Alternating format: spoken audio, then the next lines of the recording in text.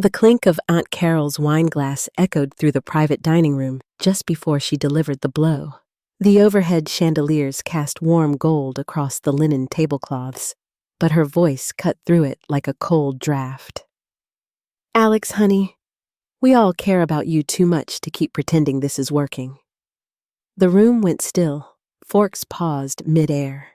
Chairs creaked quietly as people shifted, and somewhere behind me, the faint hum of the lake breeze slipped through the cracked balcony door.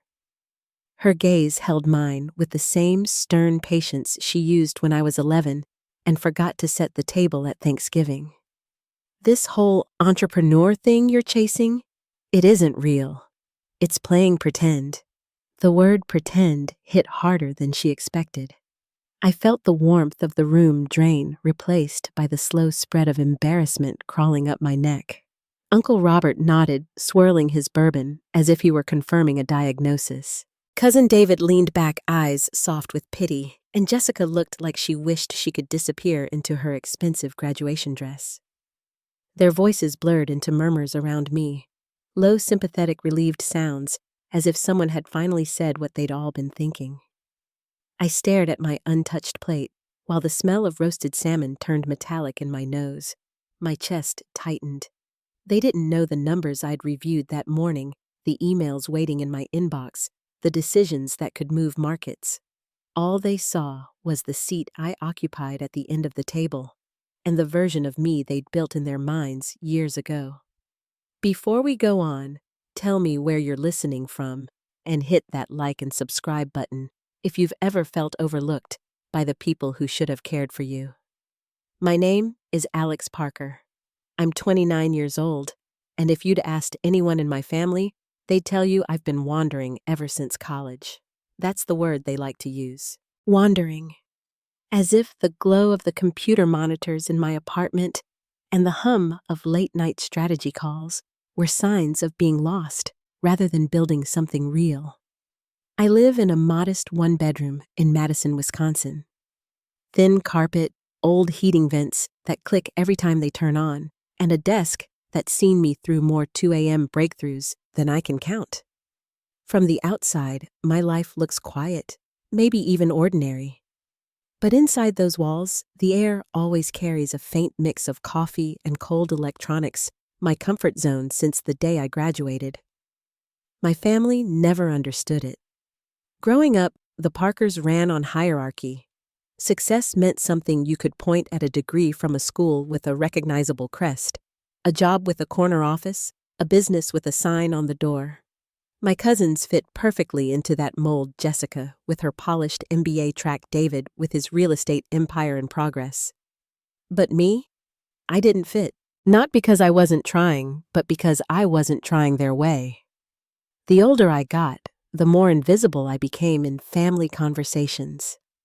At Christmas, they'd ask quick, polite questions about my computer projects, then turn eagerly to Jessica's case competitions or David's latest property deal.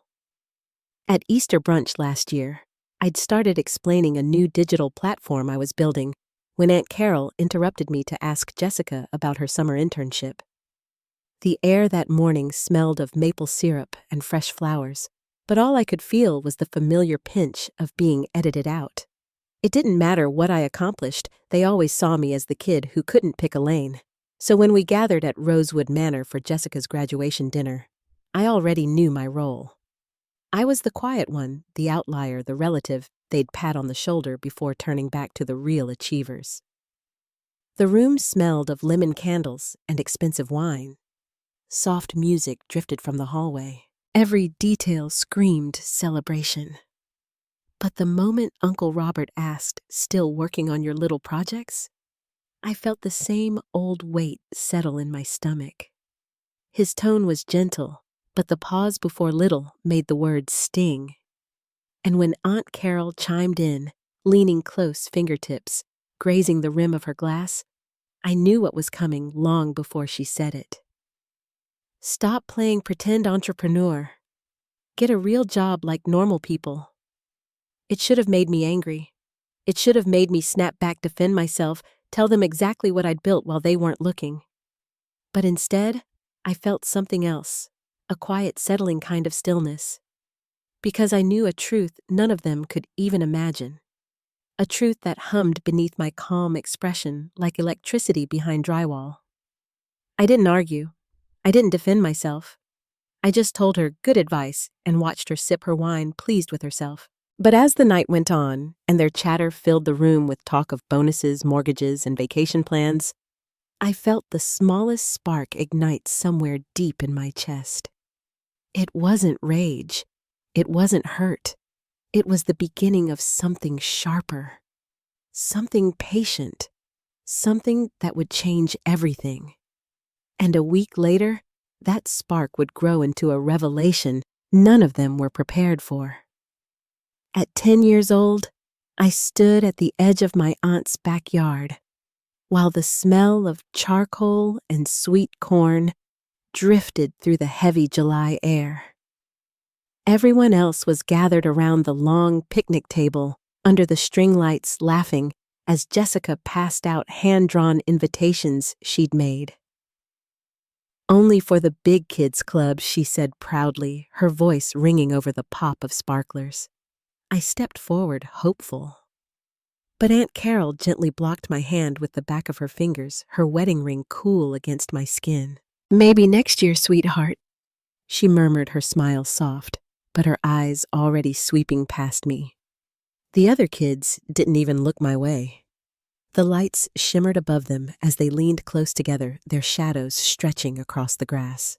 I stood there holding an empty paper plate, the fireflies blinking in and out around me like they weren't sure whether to come closer or keep their distance. That memory always floats to the surface when I think about how long I let myself be pushed to the edges of conversations, of celebrations of belonging. I learned early that being quiet made things easier for everyone, including me. It kept rooms calm and tension low. It kept me from hoping too loudly for things that weren't meant for me. My family never told me outright that I didn't measure up, but they didn't need to. Their tone, their timing, their tiny pauses did the talking. The pattern started small, the way early shadows lengthened before nightfall. At Christmas, the living room was always filled with the warmth of pine and cinnamon, the tree lights reflecting off the picture window. I remember sitting cross-legged on the carpet, feeling the soft scratch of the rug under my palms, while Jessica unwrapped a brand new camera with a lens she couldn't even lift without help. Aunt Carol clapped her hands in delight, the bracelets on her wrist chiming softly. "For your photography program, sweetheart, you're going to do great things." When it was my turn, I got a stack of computer magazines and a pat on the shoulder. "You like that tech stuff," she said, already turning her attention back to adjusting the lens cap for Jessica. Even then, I sensed the imbalance.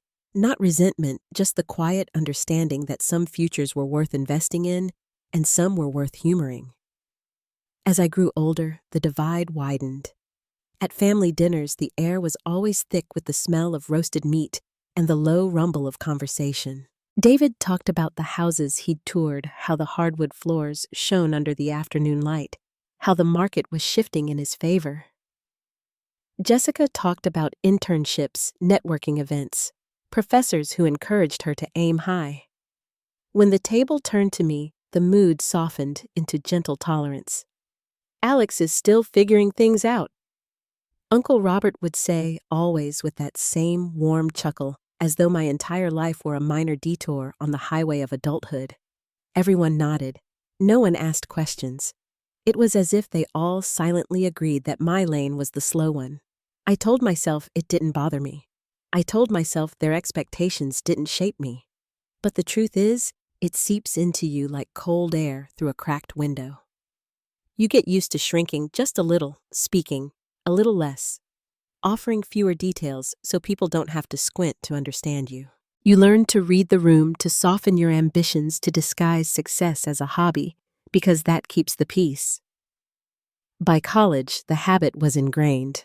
When classmates asked what I wanted to build, I spoke in vague terms. "Something in tech," I'd say, Though my notebooks were filled with diagrams, timelines, theories I'd been refining since I was 17. I didn't want to be the kid whose dreams got laughed at. I'd already lived that script too many times, but every now and then, certain moments cut deeper than I admitted, even to myself. I remember one Easter morning when the house smelled of glazed ham and fresh coffee. I'd just won a regional coding competition, something that took months of late nights and more problem-solving than I'd ever done. I wanted to tell them. I wanted someone to see me. When I finally worked up the nerve and mentioned the award, Aunt Carol paused for half a second, long enough for her smile to feel like a formality. Then she brushed a crumb from Jessica's sleeve and said, "That's nice, honey. Jessica just got accepted into her accelerated program." Isn't that incredible? I nodded. I celebrated Jessica with everyone else. But later that night, lying in my childhood room with the faint smell of laundry detergent clinging to the sheets, I realized I hadn't expected anything more. I'd hoped for it, but I hadn't expected it. Hope without expectation is a fragile way to grow up. By the time I hit my 20s, the family's perception of me had solidified like concrete. At gatherings, I became the creative one, the dreamer, the tech kid with big ideas. Translated, that meant not serious, not stable, not someone they needed to worry about when discussing futures that mattered. The tricky part is when you hear that long enough, some part of you begins to believe it. Maybe not in your waking hours, when adrenaline and ambition carry you forward, but in the quiet moments when the fridge hum is the loudest sound in your apartment and self-doubt creeps in like a familiar draft. For years, my silence was their comfort. I didn't challenge their assumptions. I didn't correct them when they misunderstood my work. I didn't tell them about the companies I advised or the revenue streams I built. I avoided the triumphs that would have forced them to recalibrate how they saw me. Maybe if I'm honest, I wasn't just protecting their comfort. I was protecting my own. Because once you show people who you really are, you risk losing the version of yourself they've grown used to. You risk losing the place they've assigned you at the table, however crooked or small it may be. But something shifted the night of Jessica's graduation dinner. The room smelled of lemon candles and crisp wine. There was a soft drone of conversation bouncing off the wood paneling. It should have been a celebration. But the moment Aunt Carol said, "Stop playing pretend entrepreneur," it felt as if every memory of being sidelined merged into a single heavy note that settled in my chest. Not anger, not even hurt, just recognition. Recognition that the way they saw me wasn't born that night. It had roots, deep ones. Roots twisted through birthdays, holidays, school assemblies, and quiet afternoons where no one asked what I wanted to become. I'd carried those roots without challenge, believing that staying small kept things peaceful, believing that silence was safer. But as I sat there under the warm chandelier light, hearing her dismiss my entire life's work in a single breath, I felt those roots loosen. Something in me stirred, something patient, measured, but unmistakably awake.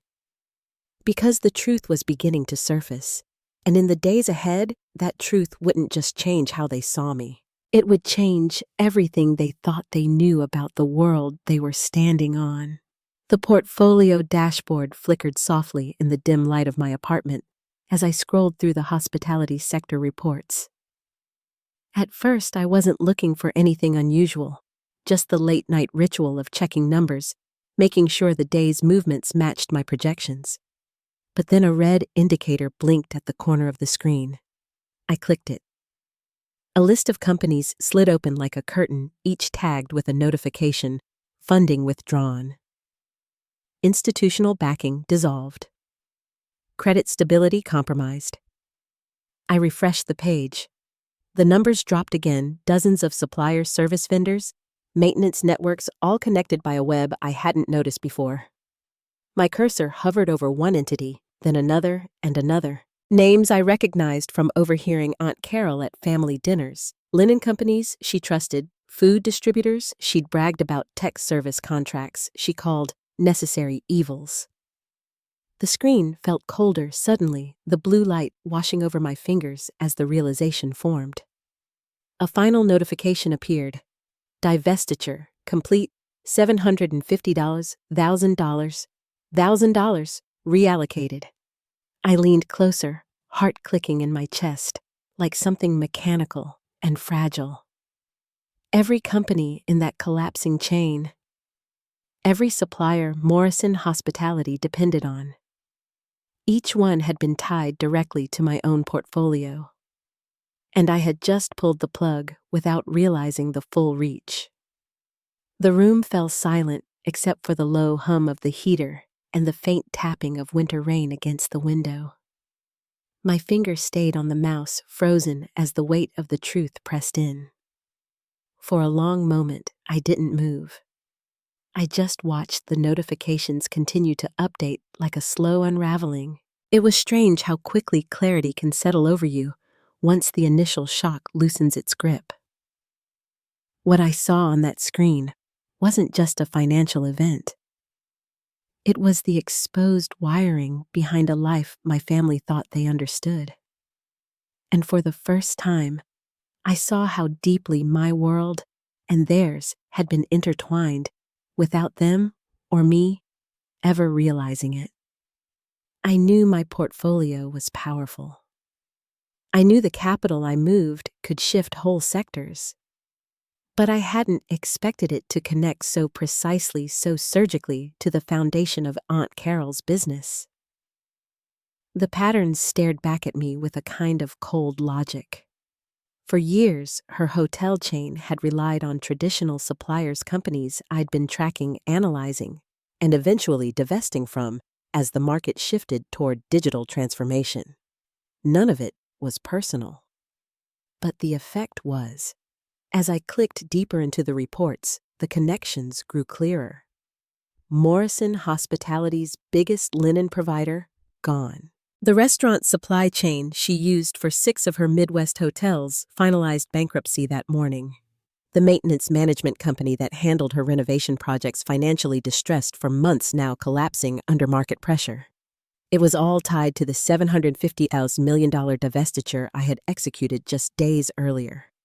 I sat back, feeling the cool leather of the chair against my shoulders, and let the pieces fall into place. My family had spent years telling me I wasn't living in the real world. They had lectured me about stability tradition fundamentals.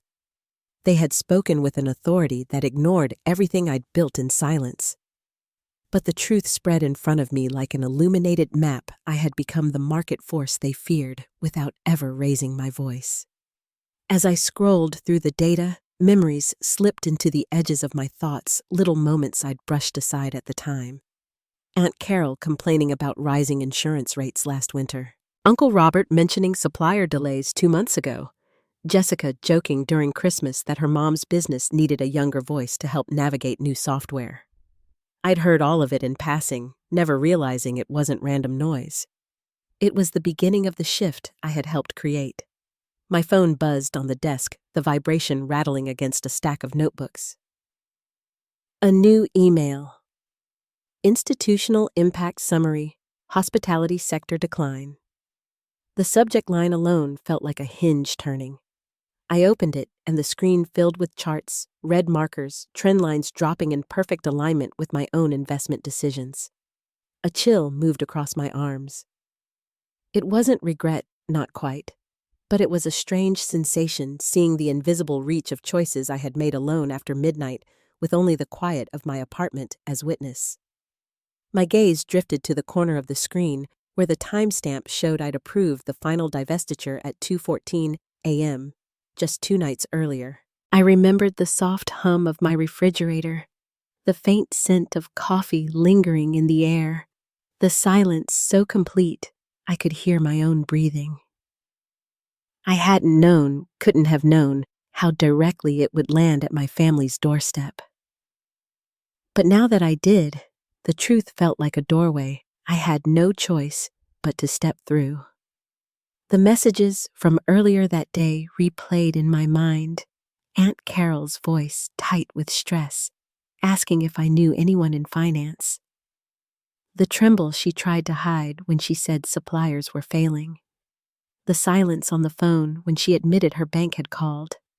She'd sounded like someone watching a storm building over water, knowing she didn't have the tools to secure the boat. Suddenly, the memory of her telling me to get a real job felt less like an insult and more like a kind of blindness, a confidence built on a world she assumed was unshakable, a world she didn't realize could shift because of someone she never took seriously. As the hours passed, I studied reports, letting the pieces link themselves. My breath fogged slightly as the heater cycled off again. I got up, walked to the kitchen, and poured a glass of water. The cold rim of the glass steadied my hand. These were not just numbers. This was a structural collapse happening in real time, and I had unexpectedly become the one person who understood exactly why. I returned to my desk and reopened the dashboard. The harsh blue light reflected off the window, creating a ghost-like second image of me, one version sitting in the present, the other staring back in quiet disbelief. In both reflections, something in my expression had changed. A realization settled over me, not just that my work had consequences, but that I had underestimated the scope of my own capabilities. The silence I'd wrapped myself in for years had kept everyone else comfortable, but it had also blinded me to the leverage I held. The family who dismissed my work as imaginary had no idea that I was one shift away from altering the ground beneath them. The boy they told to aim lower had done the opposite in ways they couldn't begin to measure. And as the morning light crept across my desk, turning the edge of my laptop gold, I felt a calmness I hadn't known before. It wasn't vindication. It wasn't revenge. It was clarity. For the first time, I could see exactly where the fault lines ran and how long they'd been there. I could see how my family's assumptions had shaped me, kept me quiet, kept me small. I could see why their voices still echoed in my head and why that echo was about to end. When my phone rang later that afternoon, Aunt Carol, again her voice thinner than the first call, asking if I could meet with her to look at everything. I didn't hesitate. I knew what I had to do next, and I knew it would change the conversation forever. The conference room fell silent the moment I placed the stack of documents on the polished table. The overhead lights glinted off the metal binding, casting a thin line of silver across Aunt Carol's hands as she froze mid-gesture. Her breath stalled, her posture stiffened, and the faint hum of the air conditioner became the only sound in the room. I slid the file toward her, the paper whispering against the wood. "You should see this," I said. The words dropped like weight. David, leaning back in one of the leather chairs, stopped spinning his pen. Jessica's phone screen dimmed as she lowered it, sensing the change in the air. Even Uncle Robert, always loud, always certain, went still. When Carol opened the file, her fingers trembled. She scanned the first page, then went ghost white. The second page made her lips part in a silent inhale. By the third, she looked up at me with a helpless expression I had never seen on her face. "What? What is this?" she whispered. I didn't answer. I simply reached across the table and turned the next page for her. A moment like that doesn't appear out of nowhere. It builds, slowly, quietly. Let me bring you back to how we ended up facing each other across that table. After her desperate phone call, I agreed to come to Morrison Hospitality's headquarters on a Friday evening. The sun had started to lower by the time I pulled into the parking lot, the orange glow casting long shadows over the brick building.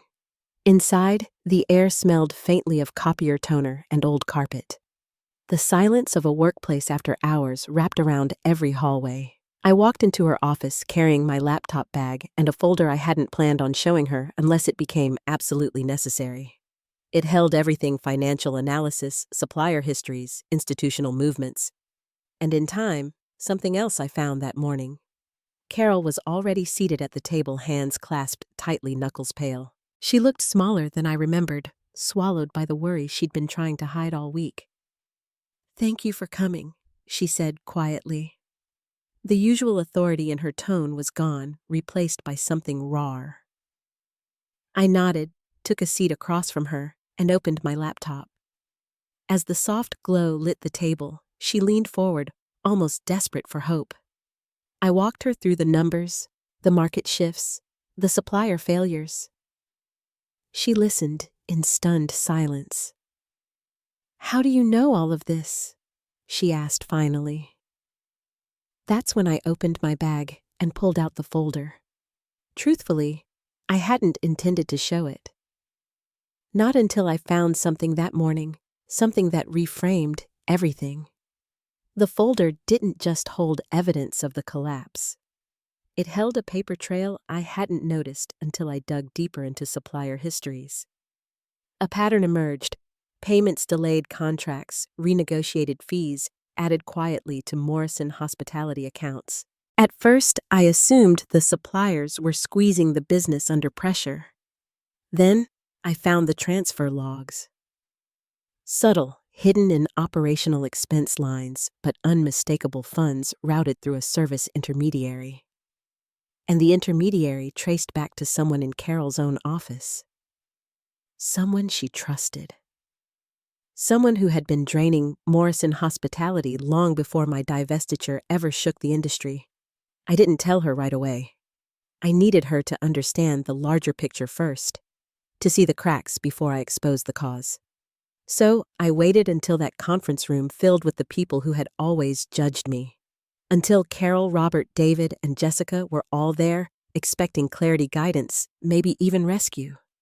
That was the moment I chose. I placed the folder between us. "This," I said, "is everything you've been missing." When Carol first glanced at the logs, confusion flickered across her face, then dread. Her fingers traced the line showing a service fee that shouldn't exist. Then another. Then a transfer. How is this possible?" she asked, voice barely audible. I waited. She kept flipping pages, moving faster, her breath unsteady.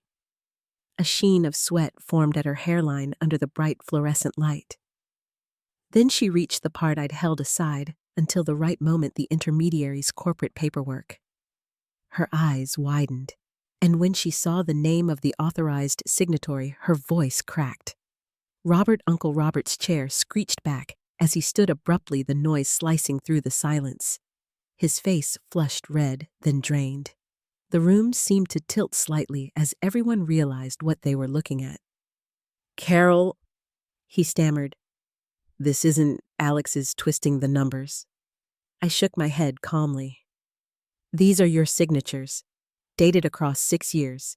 You siphoned over $1 million from Morrison Hospitality under the guise of supplier service fees." Carol's breath hitched. She lifted her hand to her mouth, palm trembling. The documents in front of her fluttered in the slight draft from the air vent. Jessica whispered Dad in a voice so small it was barely sound. But the room wasn't done turning. I reached back into the folder and pulled out one final document, something I found at the very bottom of the intermediary's registration. This wasn't about siphoning funds. It was about sabotage. A hidden clause signed 3 years ago allowed the intermediary to deliberately renegotiate Morrison Hospitality's supplier contracts at inflated rates only to force the business into higher debt dependency. And who had approved it? Carol stared at the signature again, then looked at her husband like she didn't know the man she'd shared a home with for 35 years. "You've been draining my company," she whispered. You weakened us. You caused half of the financial strain we thought came from the market." Robert's jaw clenched. The skin around his eyes tightened. He opened his mouth once, twice, but no words came. The silence grew heavy, thick, suffocating. You could almost hear the sound of something breaking between them. Trust collapsing like a building with its beams ripped out. David pushed back from the table so hard his chair scraped against the floor. "Dad, what the hell did you do?" he demanded, voice shaking. Even Jessica, who had always adored her father, looked at him as though he were a stranger passing through the wrong doorway. Robert finally spoke, his voice trembling with anger. Anger not at what he'd done, but at being caught. "I did what I had to. Your mother needed structure. She was running that company into the ground because she listened to everyone except me. I took control." "You stole from her," I said quietly. He glared at me, eyes burning. "You don't get to lecture me. You've never built anything real." Carol closed her eyes like the words physically hurt. When she opened them again, they were sharp, glassy, and full of something I'd never seen in her before: resolve. "Alex has built more than you know," she said, her voice steadying. "More than any of us knew. And he just showed me the truth you've been hiding from me for years." Robert looked around the room as if searching for support. He found none. The balance of power shifted so quietly you could almost miss it. The authority he'd worn like a second skin evaporated. The certainty he'd always spoken with faltered. He looked smaller, diminished under the weight of the evidence. Carol pushed the folder away from her as though the papers burned. "Leave," she said to him softly. "Before I say something I can't take back." Robert stared at her stunned, then at me with a look of bitter disbelief. "You did this," he said. "You turned her against me." "No," Carol answered, rising slowly from her chair, the fabric brushing softly as she stood. "You did this." He didn't argue again. He just walked out the door, clicking shut behind him. The sound echoed in the room like a final verdict. Jessica was crying quietly. David stared down at the documents, jaw tight, as if seeing pieces of his childhood rearrange themselves. And Aunt Carol, usually the strongest, the most unshakable, sat down again, her hands folded tightly in front of her breath, steadying itself piece by piece. She looked at me with a mixture of sorrow and gratitude. "Alex," she said. "Thank you." I closed the folder, slipped it back into my bag, and stood. The cool air from the vent brushed against my sleeves as I walked toward the door. Behind me, no one spoke. The room was wrapped in silence, as though the walls themselves were absorbing the fallout. I didn't look back. When I stepped out of the conference room, the hallway felt unnaturally quiet, as if the very air was catching its breath. The door clicked shut behind me, sealing in the voices, the shock, the broken trust I had finally dragged into the light. My footsteps echoed softly against the tile, each one lighter than the last. For the first time in years, I felt no weight between my shoulders, no need to shrink myself to match anyone's expectations. Outside, the evening breeze carried the faint scent of cut grass and warm asphalt. The sky was settling into a deep blue, its last streaks of orange fading behind the building. I stood there for a moment, hands in my pockets, letting the cool air settle into my lungs. Something had shifted gently, unmistakably, and the world didn't tilt the same way it had that morning. That shift didn't erase the past, but it opened a path forward I hadn't known how to claim until now. In the days that followed, Morrison Hospitality began piecing together the damage Robert had done. Carol moved quietly through the office, a blend of grief and resolve woven into her steps. She called me twice, both times with a voice steadier than before, asking if she could use my reports to begin formal proceedings. I told her she could. That part of the story was hers to navigate now. For me, the turning point wasn't about what happened in that room. It was about the life waiting just beyond it. I returned to Madison with a kind of stillness I hadn't felt since my early 20s. My apartment was cool when I walked in, the faint hum of the refrigerator greeting me like an old friend. I dropped my keys onto the counter and stood there looking around at the space that had been my sanctuary through years of silence. The walls held the scent of coffee grounds and late-night ideas. My desk was cluttered with notebooks, charging cables, and the same travel mug I'd used for months. I realized how much of myself I had built within these walls, how much I had grown quietly on my own terms. The next morning, I opened the blinds and let sunlight spill across the room. Dust floated lazily in the beams, drifting like soft ash. I moved the desk away from the wall, swept underneath it, rearranged the bookshelves. The act of clearing space felt oddly therapeutic, like I was making room not just in the apartment, but somewhere deeper. It wasn't about erasing anything. It was about reclaiming the parts of me I had kept hidden. Over the next week, I finalized the restructuring plan for Carol's hotels, offering her a proposal she could present to her board. I included fair terms far gentler than she expected, but still firm enough to make clear I was offering professional help, not family charity. She accepted with gratitude that came through in every measured word. As for Robert, I didn't hear from him again. Not a call, not a message, and I didn't seek one out. Peace isn't always born from forgiveness. Sometimes it comes from distance. A quiet, necessary distance that keeps old wounds from reopening. Jessica reached out one night. Her message was short. "I'm sorry for not seeing you sooner. I'm proud of you." It was enough. Simple, human, honest. I told her I hoped she'd find her own path free from the shadows of what happened. She thanked me. That was the end of it. Not a repaired bond, just a softer one. David wrote too in his careful way, asking if I'd consider meeting him for coffee sometime. I told him maybe when things settled and left it there. Some bridges don't need burning or rebuilding. Some just stand quietly waiting to see what weather they'll endure. Meanwhile, life in Madison moved with a gentler rhythm. A neighbor named Linda, someone I'd exchanged casual greetings with for years, brought over a plate of lemon bars one afternoon. "You work too much," she teased softly, the scent of citrus drifting as she set them on my counter. It was a small kindness, but one that stayed with me longer than I expected. A friend from college, Tom, invited me to a weekend barbecue, something I'd always declined before. This time, I went.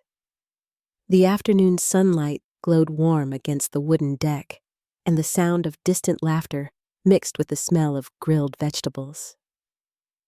I wasn't the outlier there, just another person who'd shown up. Little moments, but they mattered. As spring eased in, I found myself craving change, the physical kind that marks a new chapter. I repainted the living room in a softer shade of gray, the scent of fresh paint lingering for days. I replaced an old lamp, planted herbs on the windowsill, rearranged the furniture. Each small act was like placing a stone back where it belonged in a foundation I'd long neglected.